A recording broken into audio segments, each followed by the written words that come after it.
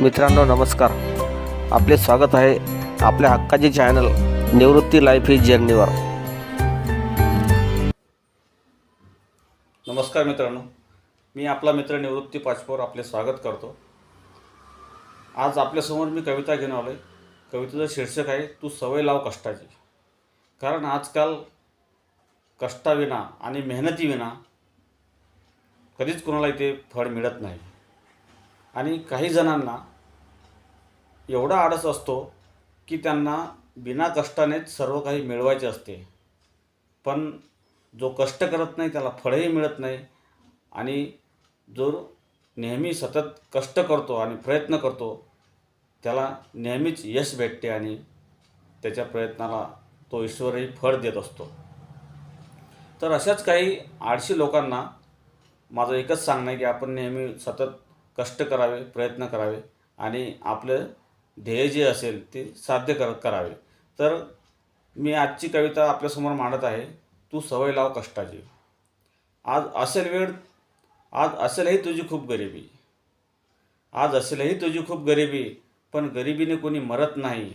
आज मरतो फक्त तोच माणूस जो परिस्थितीसोबत दोन हात करत नाही. देवाने दिले तुझ्या अंगात खूप बळ, अरे देवाने दिले तुझ्या अंगात खूप बळ, पण तू तर मेहनतच करत नाही. त्यात नाही तुला बचतीचीही सवय, त्याने तुझ्या हातातही काही उरत नाही.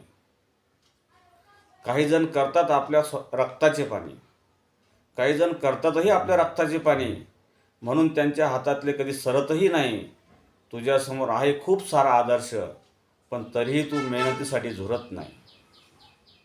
नशीबही देते तुला कधी कधी संधी, अरे नशीबही देते तुला कधी कधी संधी, पण तू संधीचं सोनंच करत नाही. आयतं बसून खायची लागली सवय तुला आणि त्यात तुझं पोटही भरत नाही. आज घे तू एक वचन कष्टाचे, आज घे तू एक वचन कष्टाचे, कष्टाने माणूस कधीच मरत नाही. आज असेलही तुझ्यावर गरिबीचं संकट, पण मेहनत इथे कधीच हारत नाही, पण मेहनतही इथे कधीच हारत नाही. आज असेल तुझी खूप गरिबी, आज असेल तुझी खूप गरिबी, पण गरिबीने कोणी मरत नाही. आज मरतो फक्त तोच माणूस जो परिस्थितीसोबत दोन हात करत नाही, जो परिस्थितीसोबत दोन हात करत नाही. धन्यवाद मित्रांनो, जाता जाता शेवटी एकच सांगेल की आपल्यावर परिस्थिती कशीही येऊ द्या, कुठलंही संकट येऊ द्या, पण त्या संकटाला तोंड देणे आणि परिस्थितीवर मात करणे हे एकमेव ध्येय जर आपल्याकडे असेल तर जीवनामध्ये आपल्याला यश हे नक्कीच प्राप्त होत असते.